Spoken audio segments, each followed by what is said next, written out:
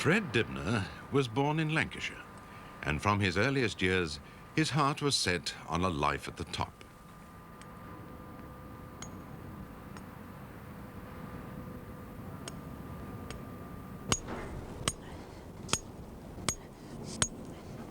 When I was a very small boy and I used to go to school on the tram, you see these little fellas with flat caps on way up in the sky on top of factory chimneys, you know, and that fascinated me as to how they got all the little platforms up round the top. And life passed by, like, and passed a scholarship to the art school, you know, where my attitude to life changed a bit, like, you know. I thought I'd end up with a clean hand job, you know. Well, they had different ideas. They said, you know, you're very good with the hammer and chisel. You've got to be a cabinet maker. So they sent me to an undertaker's, you see, where, you know, it sort of, bloody hell, all them boxes, you know, and trestles, and even the undertaker himself looked like a corpse. So I thought, I don't fancy this, you know. So I got on my bike and went to Youth Employment Office, and they said, we've got a good job joiner in here, so I became a joiner. And at weekend, I used to go out pointing houses, and a bob or two, and I got enough money to buy 5 ladders. Anyway, one day, a school teacher who used to teach me at school, he came along and he said, he wanted a job doing, you see, and he said, what's all these ladders for, you know? Like, an average bloke has 1 ladder or 2 ladders, and I got 5. And I said, it's for my steeplejack business, but, you know, it ain't going so well, you know. So he were hard up as well. So he said, you know, well, what's the problem, like, you know? So I said, well, you know, I don't think I talk right for a start, you know. They seem to think I'm a bit of a lunatic, these men. So I said, look, you know, I know where there's a lot of jobs that need doing. For every job you get me, I'll give you £10. Well, you see, he talked posh and he had a Jaguar motor car. So I sent him off to these factories and workses where these chimneys were, and for every, you know, he was trying his best, you see. And before long, we had a few jobs to do, you see, which we did, and made a few £100, which enabled me to buy some more ladders. And then one day, lo and behold, the Vicar of Bolton, Canon Norburn, rung up. Will you come and have a look at my church tower, which were like the biggest thing in town. And so all the other vicars, you see, around the town, I could waltz in and see them. Knowing that I've been allowed to have a go at that, like, I could have a do at their, like, lesser churches. And then after that, you know, I've never been out of work since, like, it made me day, you know, as you might say. Praise God from whom blessings flow. Praise to all creatures well below. Praise Him above angelic hosts. Praise Father, Son, and Holy Ghost. Fred has worked on churches for many years, but the greater glory is, and always was, the chimney. That's the biggest chimney that there is in Bolton, and when I was 15 years old, I climbed up that for a 10-shilling wager. The steeplejacks were repairing it, you see, at the time. And one dark winter night, you know, I did do it. I never got the 10 bob, you know, but I got the 2 Union Jacks tied round the lightning conductors, you know, at the top. And they blamed it on the Manchester University students, you see. Well, it weren't them, it were really me. Fred's next move in the factory chimney business was to clap a little one on top of his mother's home, which, ever since, he has had to sweep because nobody else will. Ah, how do you do? You all right? Where have you been? Oh, well, we've, you know, not so well. Doing our best. It'll all be done very smartly and speedily as possible. How long has it been smoking? Oh, a month or 2. A month or 2? Oh, why didn't you tell me? You normally do, don't you? You normally cause a lot of bother and Not tell time me. to do anything for me. Oh, I know that. Well, Right, stick it up, Donald. Right. I've got it a bit...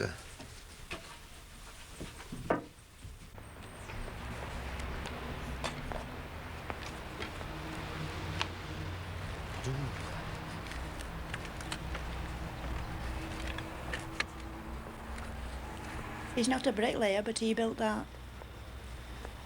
Oh, it was awful. I didn't want him to do that. The evening news came round and took the photograph when I was at work.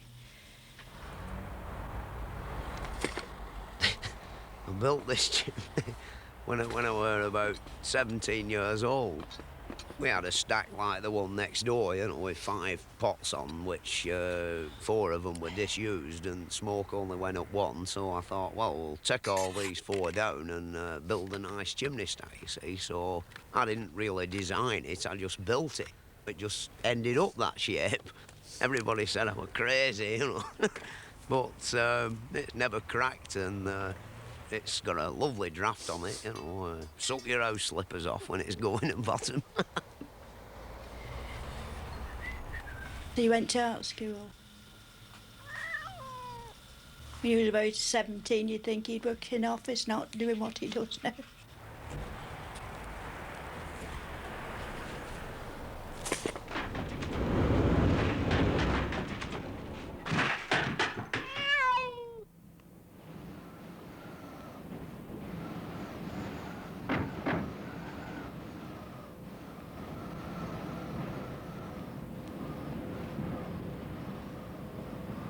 It's not so pleasant on a Monday morning, and it's cold and wind's blowing, and you look up, like, you know, and you think, oh, good God, you know, sort of. This year it's been windy nearly every day. I don't think we've had above a month when the weather's been really decent. It's either been blowing a force 9 or raining or, you know, snowing or freezing cold. So you suffer.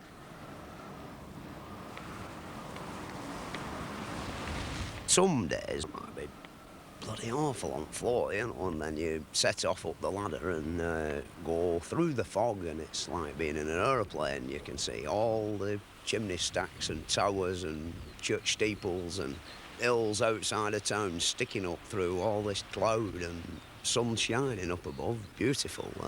Sort of. My camera's never worked right, though, when that's been about, you know. And you can see when the rain's coming, you know, half an hour before it comes, it's on its way. You can see, you know, miles and miles.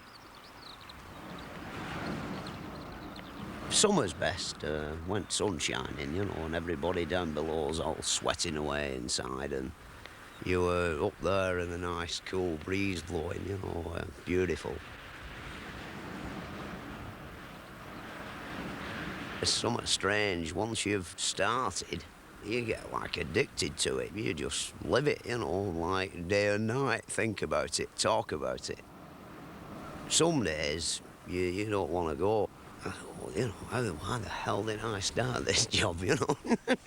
But once you've got cracking like it, well, I always feel that, you know, when I'm really putting big pile of stagings up round top of a chimney, you know, like when I've got it all up, you know, it's a work of art, you know, a masterpiece.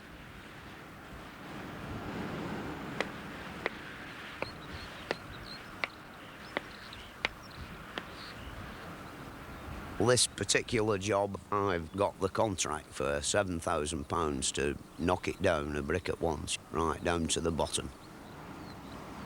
When I first came to Luke, bitter cold morning, the wind howling down off the mountains, you know, and I thought, ugh, you know, how come they always send for me in the middle of winter?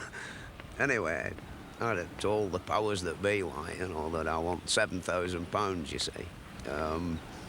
And I didn't think I'd get the job, you know. Anyway, it turned out that they honoured me with giving it me.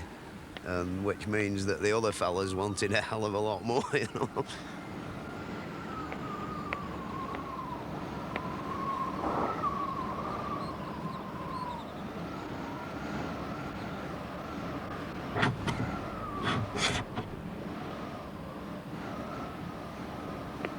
The reason for the price were I didn't really want the job. Like, if it had have been a repair job, which, you know, on average takes, what, a month, 5 weeks, it's not so bad, but when it comes into months and months, you see, it's a bit different. Furthermore, when there's only like one of you and such a gigantic pile of bricks, you know, you've got to have a stout heart to take it on your own.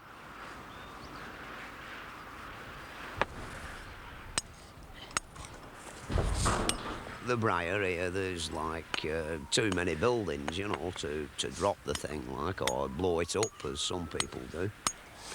The chairman of Court Halls won't let it be blown up, so I've got to knock it down a brick at once.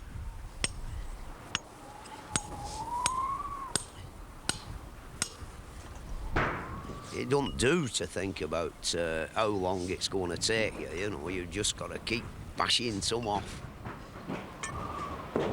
Oh, I've been here too long already, you know, about 3 months and done now, which in my eyes I'm quite disgusted, but the weather's been outrageous, you know, and now we're in with a chance to get something done. Like, we've got everything working according to how it should do, like the chute at the bottom's working well, which you can have a lot of trouble with them if you don't get the plates quite right.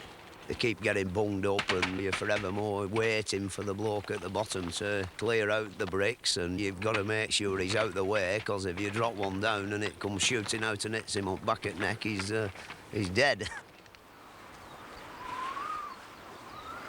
On the top, like on your own, you get a bit lonely, like, you know, nobody, only the birds about, and occasionally I have a friend who comes round to see me, like, you know, and he has a shin up and we have a bit of a chat, like.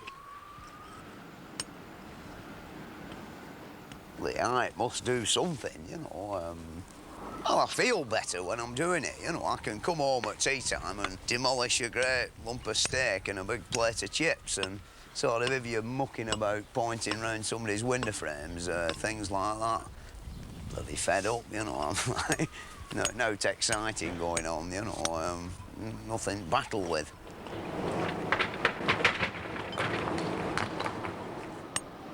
Really, you're dicing with death with a rotten old top on the chimney, you know. There's been a lot of men died fiddling with them things.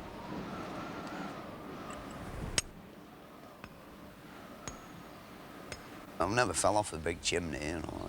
You only fall off one of them once, like.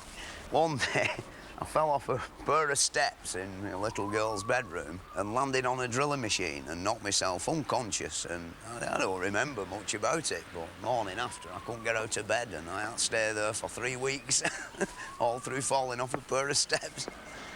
And, you know, that's about the only injury I've ever done myself.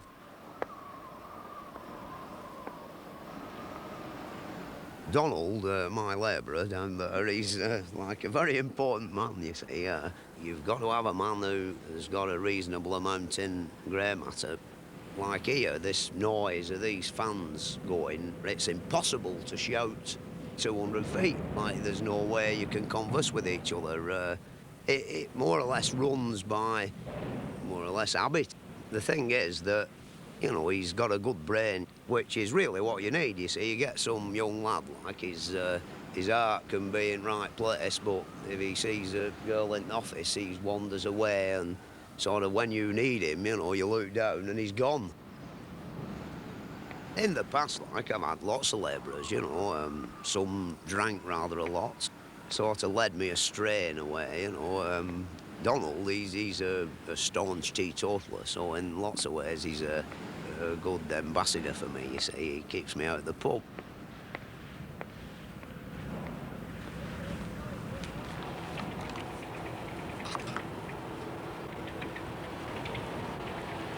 God, look at that. Something's gone wrong with it, Donald.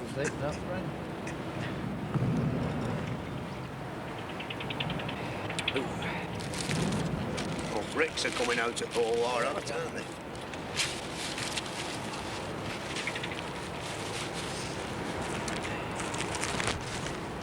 Cheese butties again.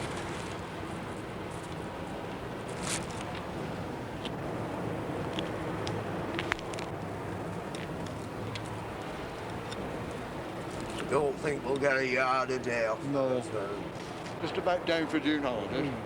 no, we'll be lucky enough. Get fed up and keep looking up there, you know.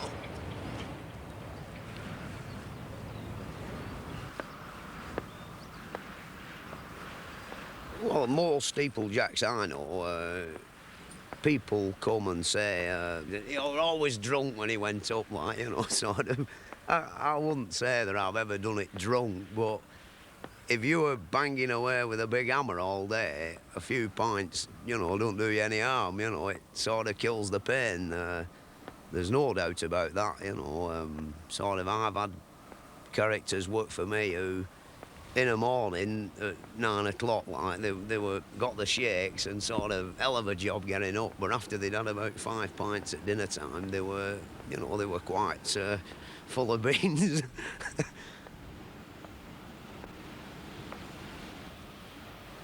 In 20 years, I've only ever had 2 calamities. One where a load of brick fell on top of a blacksmith shop and completely demolished it. And I thought, this is the end of my steeplejacking career. I can laugh now, but I didn't then, you know. When I come down, I was shaking all over, you know, in the pub for a pint. But Mr. Courtall decided that what I'd wrecked weren't worth keeping anyway, so there were only a very small claim off the insurance people, you see. And then on another occasion, we put rather a big dinge in top of a brand new motor car that were parked up really with inside my piece of rope that I'd got round the bottom of the chimney, you see. It weren't really my fault, you see. I picked 2 bricks up and the wind took off a nice 3/4 of an inch thick bed of pretty stiff mortar, which went like an autogyro on the wind and, you know, right over there about 100 yards and bush straight on top of his new car, you see. So he wanted a new roof on his brand new Volvo. I have to have a third-party insurance policy for people like Courtalls. You know, if I kill one of their operatives, you know, I'm in dire trouble, you see. I mean, they'd commandeer my traction engine or something like that.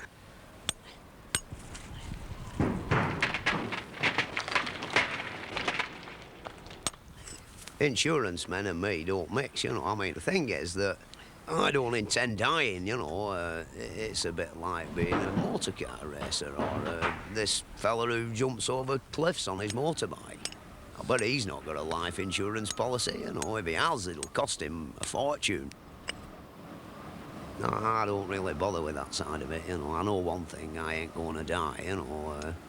There's no doubt about that. I'm going to die in bed with my boots on.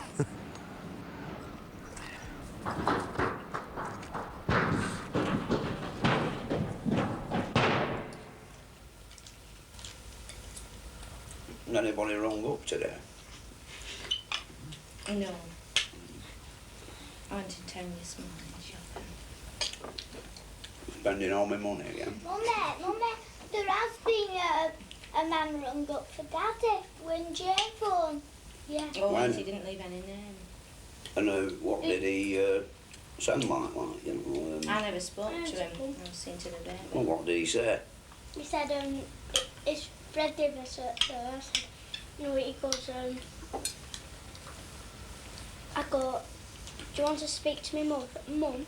And he says, no, and put the phone down. Well, you should always ask them who they are.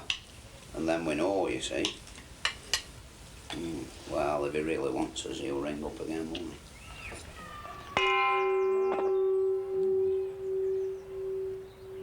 That sounds healthy enough.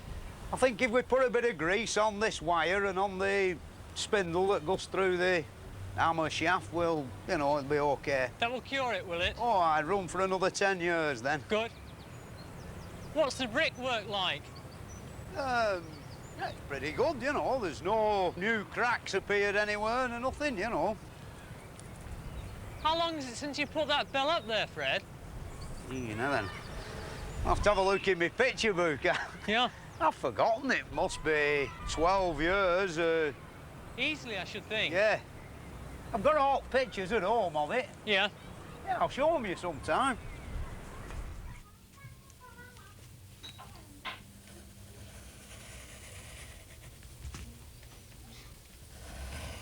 Well, this drawing is, you know, done so that I can show it to the engineer who runs the mill and point out to him, you know, what needs doing. It's sort of, you know, got me a few jobs, like, where I've done them a big fancy drawing, a lot better than this one, really. As I say, I've gone off a bit, my eyes are not so good now. Like, I've shown them my drawing and then they've dragged somebody else's out, done on a piece of wallpaper with pattern on back and, you know, everything a bit skew with, like, and I've ended up getting the job. Like, up above, you know, I've had the ladders up and had a look round. Well, there hasn't been any movement, you know, it won't fall off or anything like that. The top iron band, it's difficult to tell whether it's good all the way around, but the bolts are a bit buggered, you know, and I think it's, you know, they should be knocked off. Yeah, knock what's left of it off, point it again and paint the ironwork and point all top at stack down to that bottom sailing course. £1,500, Fred, for this. Yeah, It's quite a lot of money. Yeah, well, And, you know, we obviously will have to get some quotation. Yeah. The thing is that if, you know, I do it my way, you know, well, put it this way, you could get one fella who'd come and he'd do all that in, say, a week. Yeah. You know, now, there's no bloody living man can go up there and rake all that out and mix proper mastic with boiling seed oil and do a really good, neat, orderly job. I don't know why I do it sometimes, because no bugger ever looks at it when it's done, you know. And boiled linseed oil is better than cement? Oh, yeah, sand and cement up there, a waste of time, you know. You can do it like two ways. You can do a right good job that'll last for 20 years, you know. Or you can do a cheap, slosh it all over the bricks job, which will drop off within 6 or 7 months, you know. But because it's all dirty, you see, you won't notice it. Right. But it's all falling off. If me and you now were halfway up there, I could show you something that'd like, you'd look at it and think, what the bloody hell did we pay this fella for? Yeah. Nobody will ever see it, you know, but, you know, I do when I'm lying in bed at home, like, you know, I'm thinking, bloody hell, has any of my pointing dropped out of that chimney yet, you know, sort of thing. Of his time on the ground in the past 12 years, Fred Dibnah has spent many thousands of hours completely rebuilding a steam engine. This thing and me, you know, it's a death do us part job, because it's nearly caused divorce and much upset in the household and no holidays and, you know, all that sort of thing, like, you know, you love your bloody steamroller more than you love me and all that, which I think a lot of men who have these things will have gone through, especially the one-man banders who have one engine and one wife and one shed. My wife complains that, you know, I spend more time here than I do over there in the house, you see. Well, you know, I suppose in a way it's better than being down the pub all night or, you know, out womanising or, you know, doing breaking and entering or something like that. Well, like, it never had a name, you see, when I got it. So we were going to christen it. Well, when it made loads of row, you know, I thought we'd call it Thunderbolt or something like that. And then I thought, no, I might gain a bit of grace if I call it after the wife, you see. Well, I keep telling her, you know, there's not every woman who's got a steamroller named after her, you know.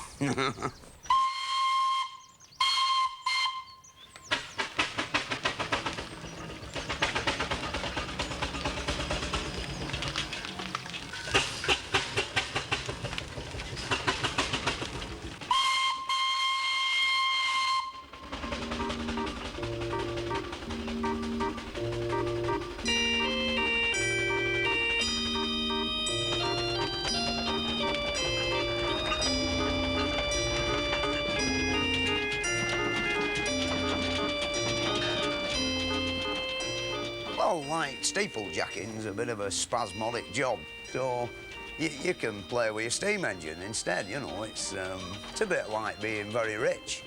You know, you can just have a day off when you want, like.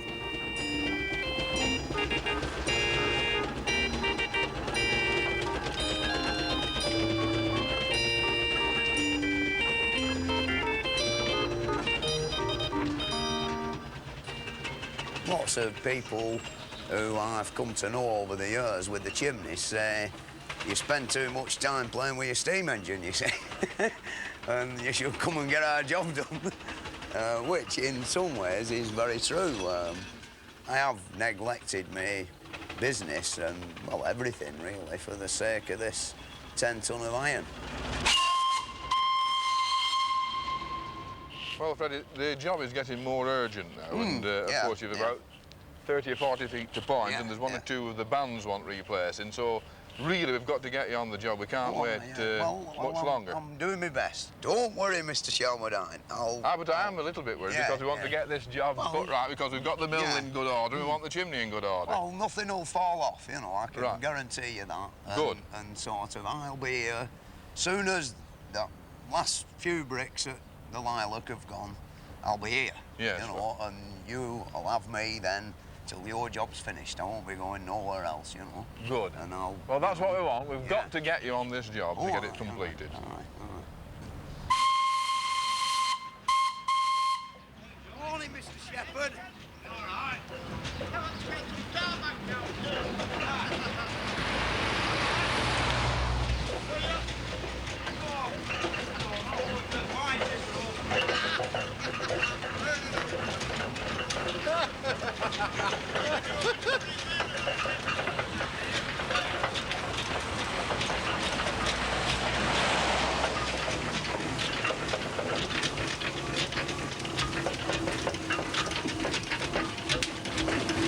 Morning, Mr. Johnson. And when could you do the job for us? Oh, this is another problem. We'll be getting on towards next winter, you know. Here again, if summer's nice and healthy, you know, we might end up here pretty quick, you know. You could complete it by the end of October, could you, Fred? Possible, yeah.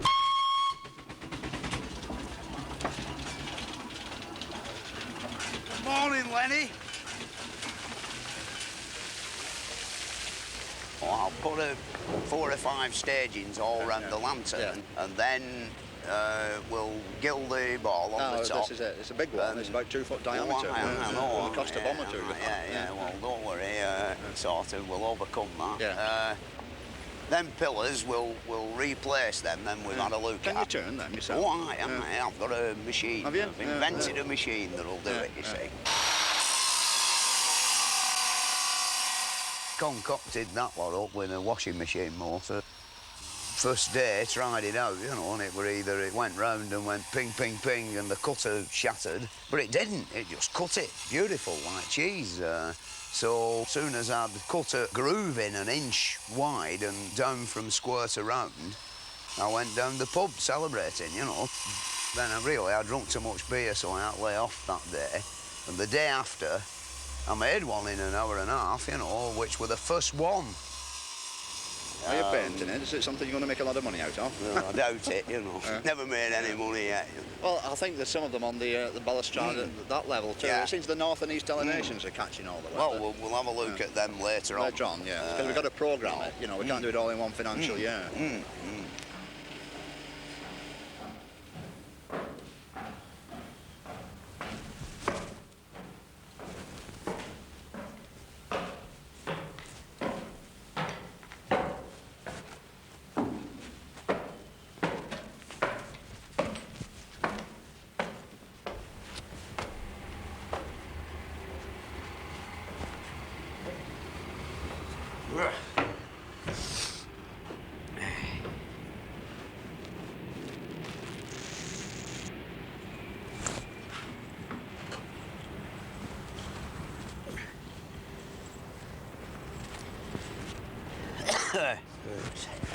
Here we go then.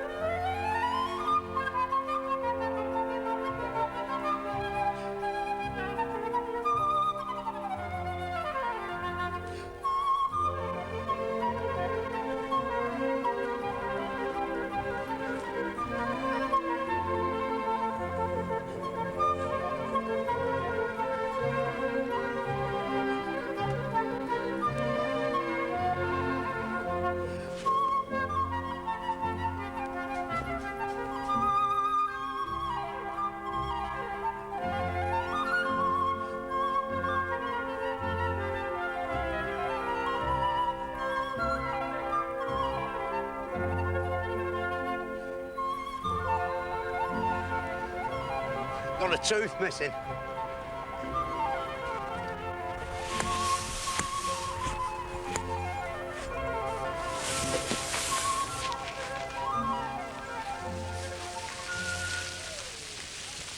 All plant pots and ornaments are all nice and solid. I've had a swing on them all. The fingers on the clock at the back, one of them rubs on itself. Well, that can be moved on. Yeah. What's the actual lightning conductor like? You know, Oh, the that's ball. in very good condition. Does it look nice if it was re-gilded? Wouldn't Yeah, it? yeah. That's the song.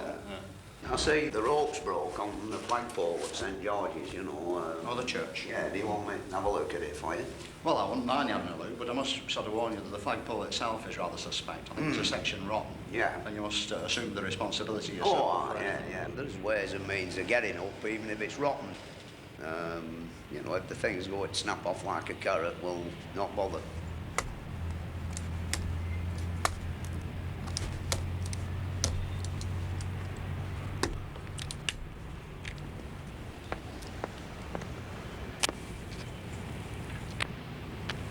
Right, Donald! All right. Donald!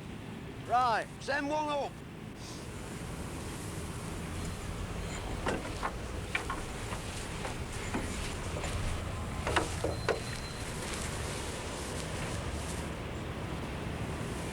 Don't pull no more. Whoa, leave it there, Donald.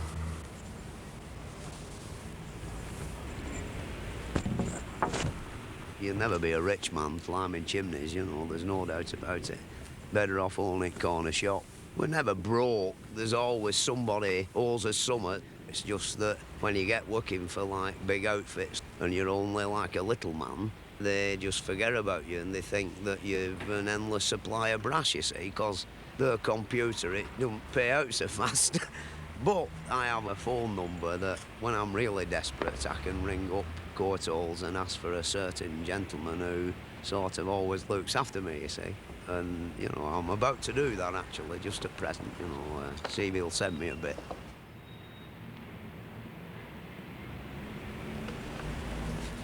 I don't count money, you know, I sort of spend it when it comes, you know what I mean? I might be dead tomorrow, you know, like Alison can have out she wants, and if I want to spend like 400 quid on my steam engine, you know, I spend it, you know, when it comes, and at least the steam engine's better than money, you see. It's like people have paintings and other people buy fancy motor cars that rot away, you know, like my steamroller is it. Really, it's as good as owning a house.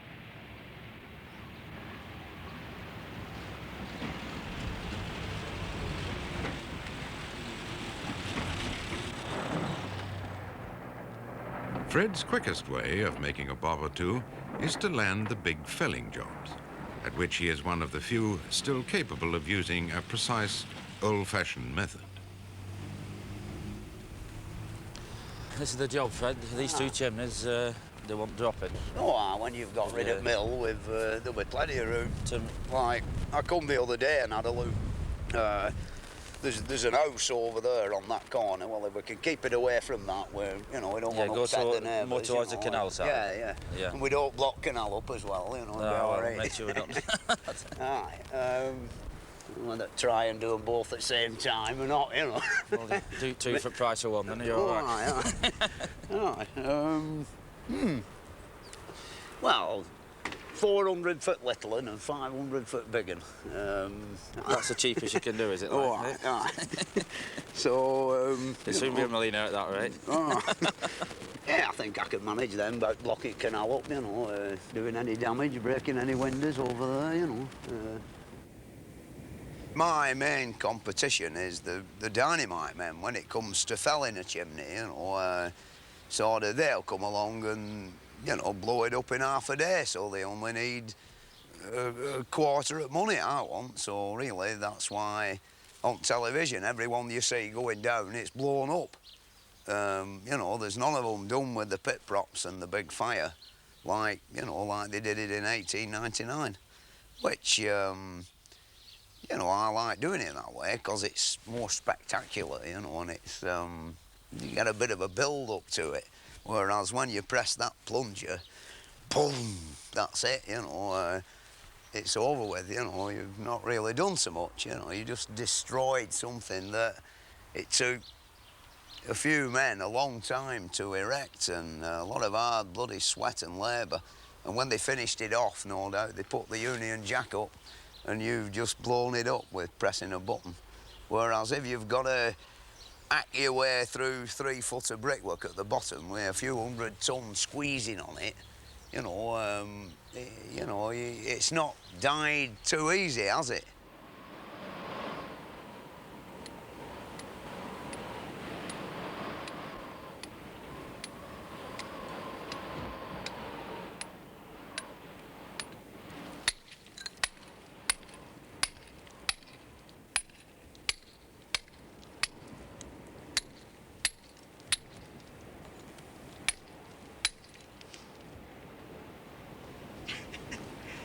Unbelievable, this. We shouldn't be here today.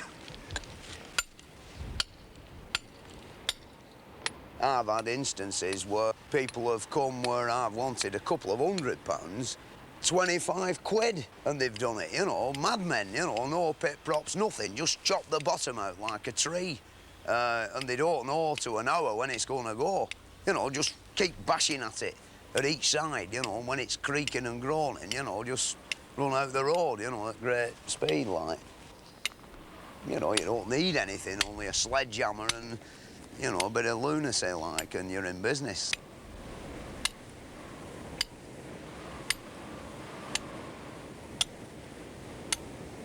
When you come on the insurance, man, you know, they'll send some little lad out from their office who's never seen a chimney fall down, and he's got to work it all out, the risks involved, you know. Well, by the time it's gone back to HQ, it could have been Groucho Marx who's knocking the damn thing down, you know, which upsets me a bit, you know, when I think, like, that all the ones I've done that have gone OK, and yet the premiums keep going up and up and up all the time. Well, I've nearly given them up altogether now, you know. If there's no tint way, I'll do it, you know, and take it on my own back. And good luck to them men, you know. I mean, they've got big Mark 10 Jags and pinstripe suits. What have I got, you know? Second-hand bloody Army Land Rover, you know, and just about managed to keep that going, like.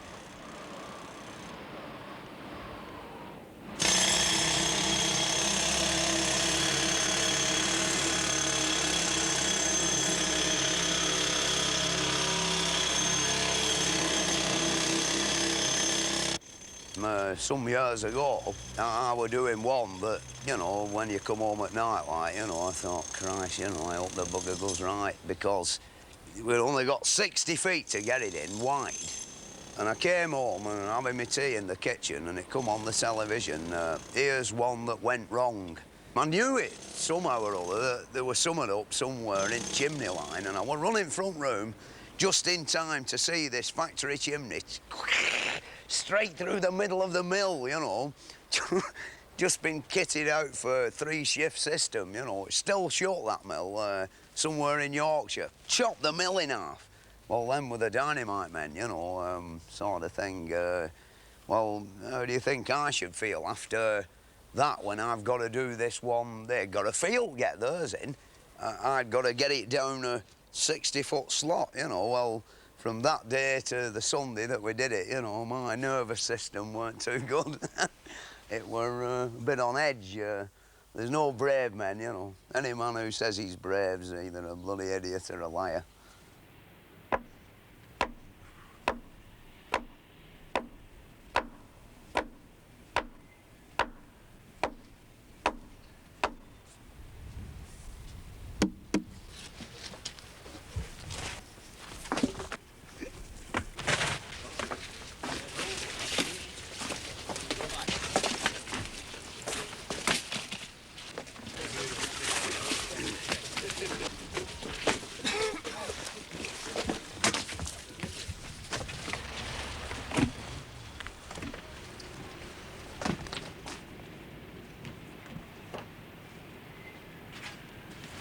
Plenty of wood on now. Go that way, Fred, isn't it? What? No, we're not on about that. We're not on about Yeah. that. If anything goes wrong, then you want Yeah, well, that'll start like, won't it?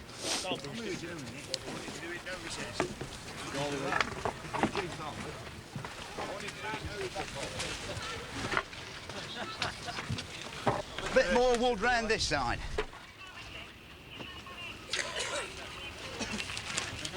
Ollie.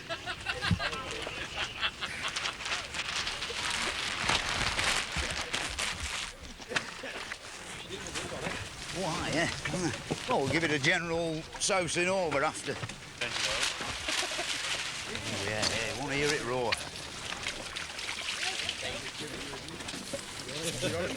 Fred, What, love? how are you going on? All right, love. How are you? They'll be safe over there, won't they? I hope so. Yeah, I think Right. Do you want me to light it like I usually do? No, I usually light it and then Leave me alone, I don't. and then he takes it off me. Oh, you light the fire, you mean? Yeah.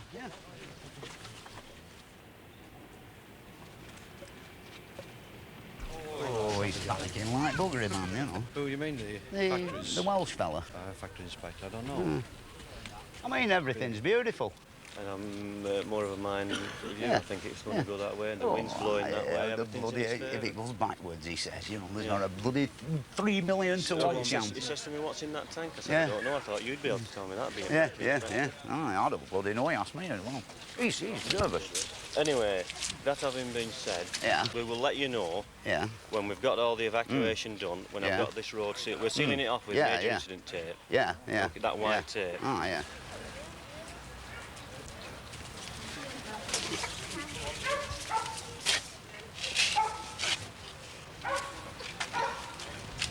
Right, can we have everybody out, please? And beyond the white tape.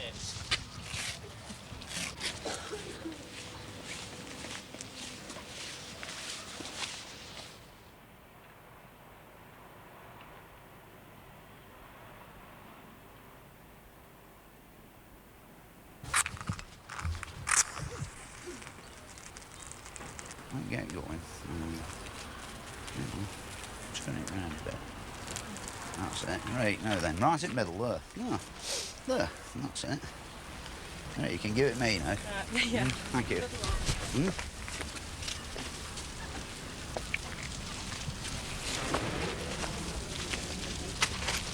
Lovely thing won't burn.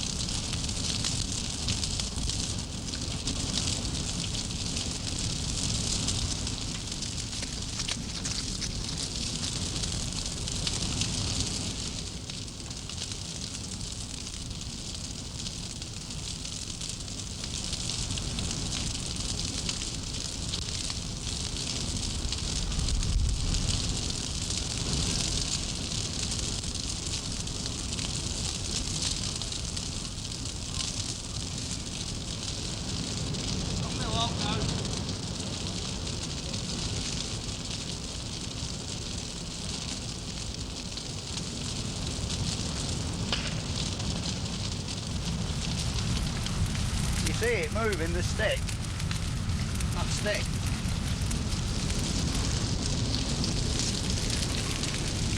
I hope the bloody thing goes. It's going. Going.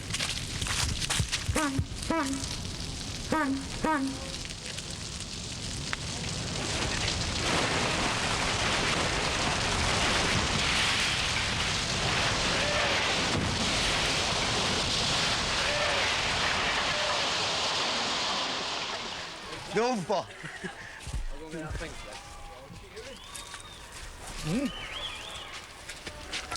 Did you like that?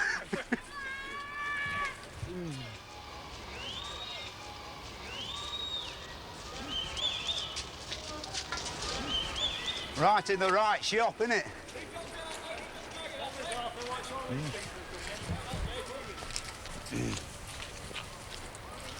Where's that Welshman?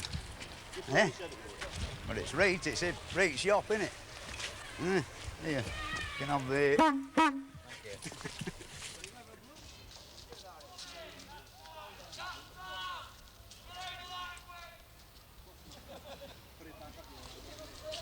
Give us a kiss, love. You all right now, Fanny? Well, though, did that? It were a good one. I knew it. I had every ounce of confidence in that one. We'd just got it right.